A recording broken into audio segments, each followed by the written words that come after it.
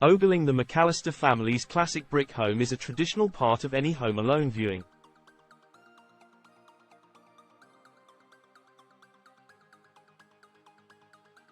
The stately pile is a real place fans can visit.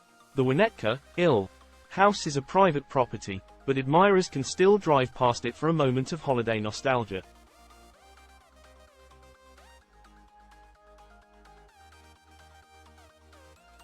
Its allure has lingered for more than 3 decades, inspiring a one-of-a-kind Airbnb stay complete with booby traps, several remarkable replica gingerbread houses, and a video game adaptation, among many other tributes.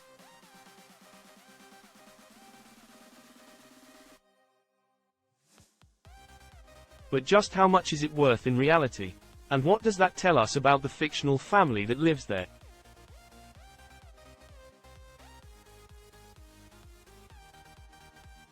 According to economists at the Federal Reserve Bank of Chicago who worked with the Times, in 1990, the year the film was released, the McCallister family home could have only been afforded by the top 1% of Chicago households, with an income of about $305,000, or $665,000 in 2022.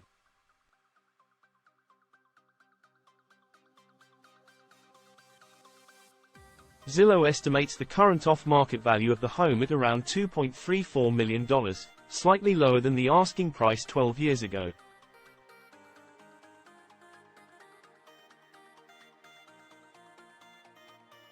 Still, the economists say, based on that possible asking price, it would only be affordable to those with an even higher household income, $730,000.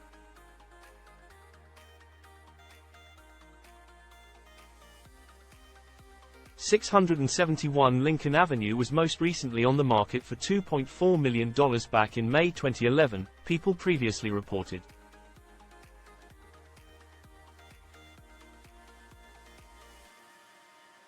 It subsequently got several price cuts until the listing was removed that November at $1.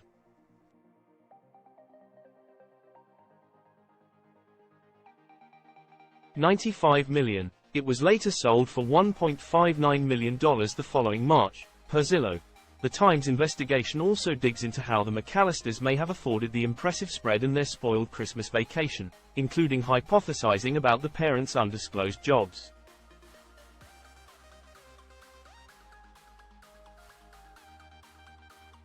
Some think Kate McCallister, Catherine O'Hara, was a fashion designer due to the presence of mannequins in the house.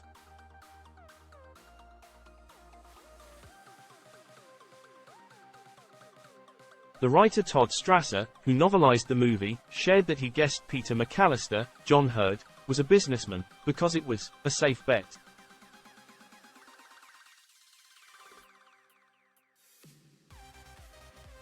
But the immediate McCallister family aren't the wealthiest characters in the movie.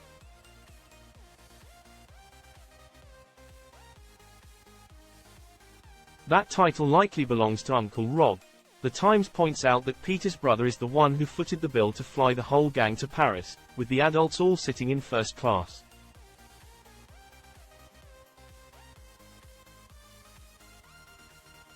It's also mentioned that he has a pied-à-terre in the city with views of the Eiffel Tower that would presumably be large enough to house everyone.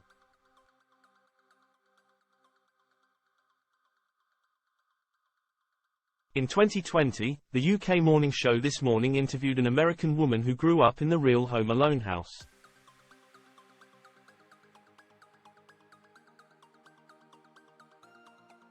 Laura Ebenshine recounted her experience living in the suburban Chicago home at 6 years old while the movie was filming.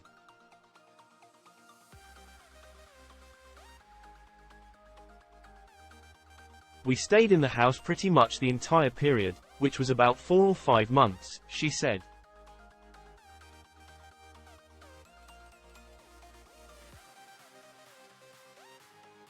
In order to avoid appearing on screen, we would have to crawl around the window line from room to room.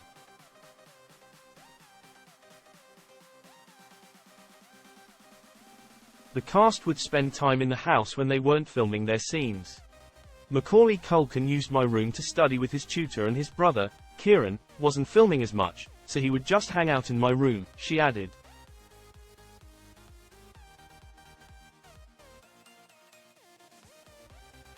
Only the exterior scenes were filmed on site. The home's interiors were shot on built sets.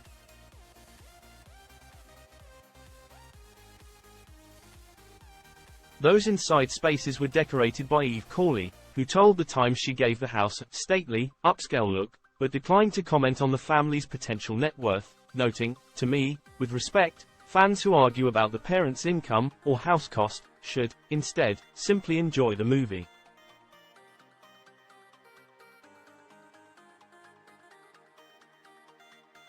Home Alone didn't mark the end of the house's film roles, however. Eagle-eyed Friends fans intimated that it appeared Monica and Chandler moved into the famous address, matching up the views through the front windows to those seen in the holiday classic.